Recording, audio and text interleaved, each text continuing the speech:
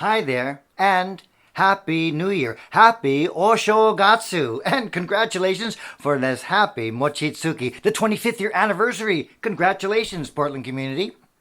My name is Robert Kikuchi-Yngojo, and along with my wife Nancy Wang, and we're storytellers. And we've come to Mochitsuki several times, and of course, what we remember are the wonderful performances of music and dance, the wonderful community organizations and support, and the wonderful food. So, to celebrate, the end of 2020 and welcome in 2021, we have some stories for you. In fact, the first story is a story about food. It's about meals. In fact, 3 meals a day. And that's a story from China. The second story is a story, it's about, a bully of a leader, a braggart of a leader who loses his head to power. Sounds like something familiar. Well, let's get on with the new year, 2021, with some stories for you. So, put on your story listening, open up your story mind, and welcome the stories from Ethnotech.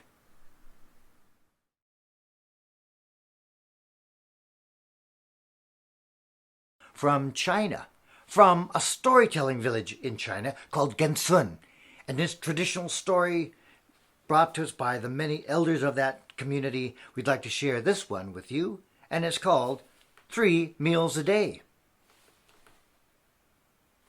Once upon a time, long, long ago, in the high heavens of the Jade Emperor's palace, the Jade Emperor looked down upon earth. The beautiful landscape, the beautiful waters, mountains, and the farmlands, and the farmers worked so hard. They're practically starving. It was true. Their life of toil, in the hot sun and in the torrential rains, life was hard, and these poor farmers were skin and bones. They hardly eat anything. They're practically starving. And so the Jade Emperor decided to send a messenger down to earth. And so he summoned all his animals. There was dragon and snake and horse, and there was tiger and many more animals, and you, come. I want you to be my messenger. And he summoned forth Ox. Ox, you are swift, you are powerful, and I know you can get the job done. Yes, your highness, what do you want me to tell the earthlings? I want you to tell them they have to eat more, or else they'll starve to death. I want you to tell them to eat, 3 meals a day. You've got that? 3 meals a day. All right, 3 meals a day. And so, with that imperial order, Ox leaped down to the clouds, down to the heavens. He went down, down, down to earth and landed on the earth. Wow, this is beautiful. And then he saw the farms and the farmers. It was true. They were so weary and so tired. They've got to get this message. 3 meals a day, 3 meals a day. And as he was looking around the beautiful countryside, he stumbled and bonked his head. 3 meals a year, a day. Farmer! The farmer came forward to say, what do you want? I have a message from the Heavenly Jade Emperor. He says you have to eat more. Well, that's for sure. We work hard down here. We hardly eat anything. Well, he said that you have to eat, You see, when he bumped his head, his thoughts got all jumbled. That's it. Every 3 years, eat 1 meal. When the farmer heard this, that's crazy. We eat more food than that. Oh, get out of here. We got work to do. And so the ox returned back up to heaven, and the Jade Emperor asked, well, did you pass on the message? I sure did. 3 years, a meal. That's right. Well, I hope you got it right. Well, the Jade Emperor let this pass for a while until one day when he peered through the clouds. What? Oh, they're still starving. Ox, get in here. Yes, your highness. What did you tell them? Oh, I said, every 3 years, eat 1 meal. Oh, you fool. That's not what I said. Now, you've got to get down there quickly before they die. Now, remember, 3 meals a day. Now, get down there now. Your highness, yes. And so again, Ox leaped down the clouds, down to earth, down to the wind, and he landed on earth. Whoa, whoa. And as he was walking around again, he bonged his head again. Three, let's see here, meals every day. Now, farmer. You again? What do you want? Listen, we've got a very busy schedule here. We've got to raise some food here. What do you want? Well, I've got the message here, right? I think you have to eat,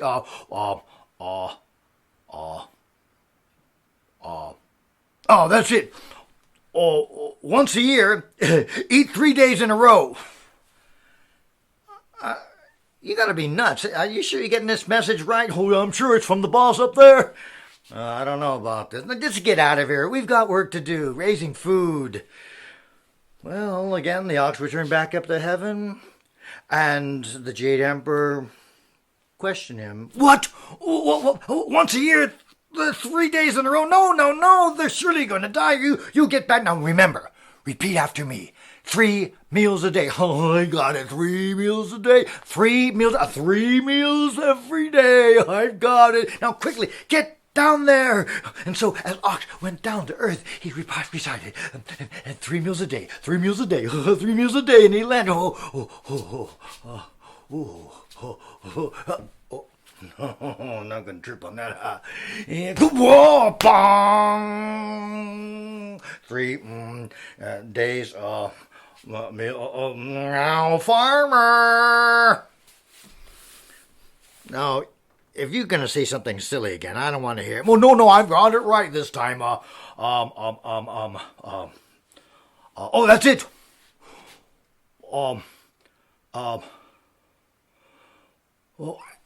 Every 3 days, eat 1 meal. Every 3 days? 1 meal? You know, that's more food than we're getting now. That sounds like a good idea. I got it right. And so the farmer ran back to his wife.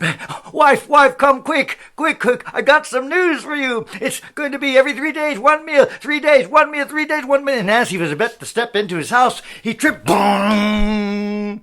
And the poor farmer bumped his head on the ground. But when he got up, his wife turns to, Are you all right?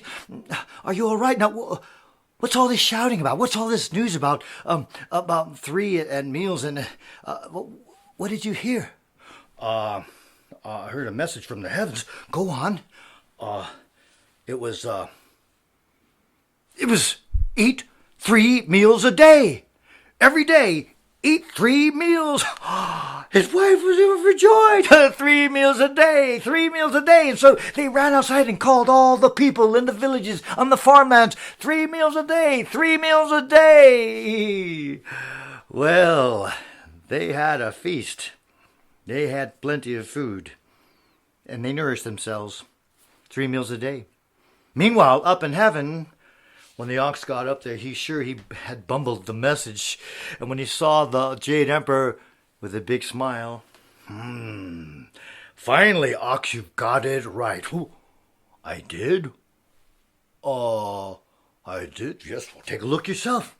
They're eating 3 meals a day, and they're looking quite healthy. Oh, wow, that's great. And that's how it is every day. Every human being eats 3 meals a day.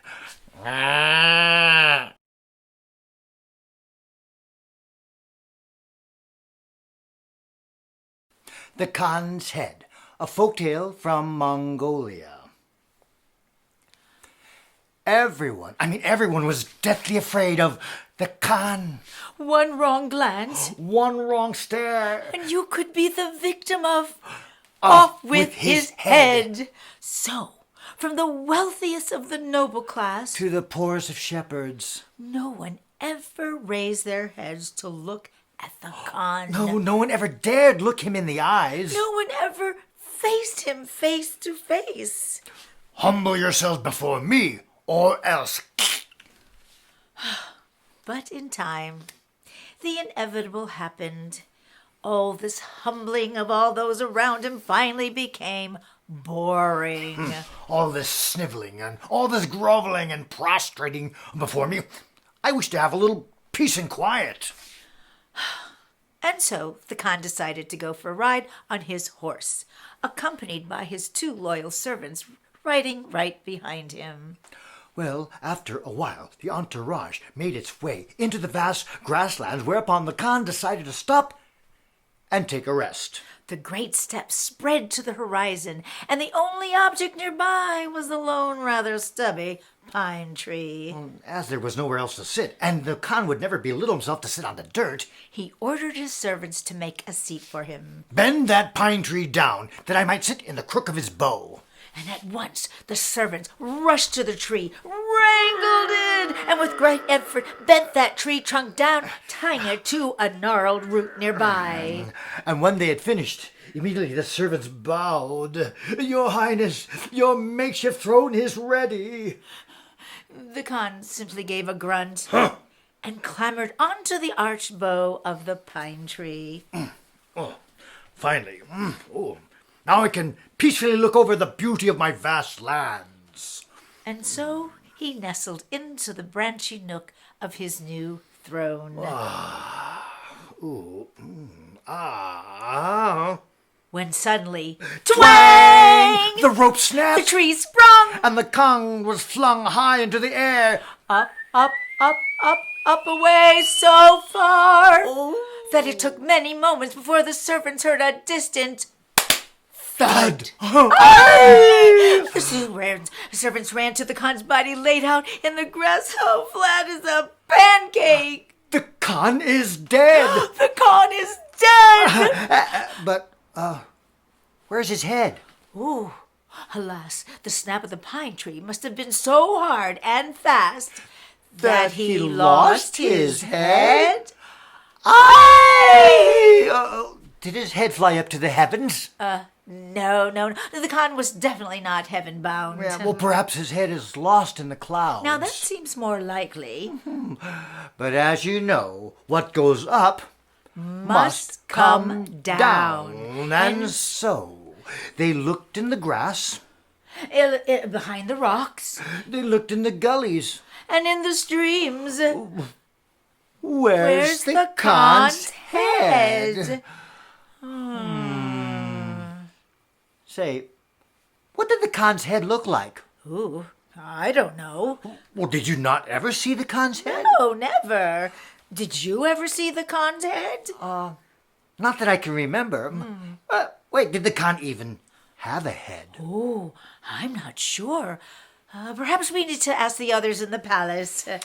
And since the two servants weren't sure if the Khan had a head to begin with, They abandoned their search and brought the headless body back to the palace. immediately they began asking all the other servants, Did the Khan have a head? did you ever see the Khan's head? No. And so they went to the Khan's counselor. I'm not sure. I had to bow so low, never glancing up at him, even when he agreed with my advice. But did he have a head, you ask? I can't really say. Well, certainly the warrior would know. Well, I, a mighty warrior, dare not even lift my fearful eyes at that Khan head. No, I can't ever say that I've seen it. Next they asked the Khan's cook. Well, I had to serve the meal crawling on my belly. I never dared look above his knees, no. But he had a fine pair of boots. Head, no, I never saw it. Well, finally they gingerly approached the Khan's wife. Who merely blushed and lowered her head in embarrassment. Oh, to tell you the truth, I don't really know. For even as he tried to kiss me, I clenched my eyes tight with fright. Something did tickle. A mustache? His fur collar? Oh, I don't know. I was so frightened by him that whenever he came to kiss me, I pulled away, so I never felt a kiss. Did he have a head? I don't know. Did he have a head? And so this became the pondered murmurs throughout the kingdom. From the wealthiest of the noble class, to the poorest of shepherds. though they could not say for sure, yea or nay, about his head, they all did agree. That tyrant ruled with utmost fear. never ruling with his heart. And so they decided that, like many heads of states, Kings and caliphs, prime ministers, and presidents, as their Khan rose to power, he must have lost his head. But what goes up must come down. Thud.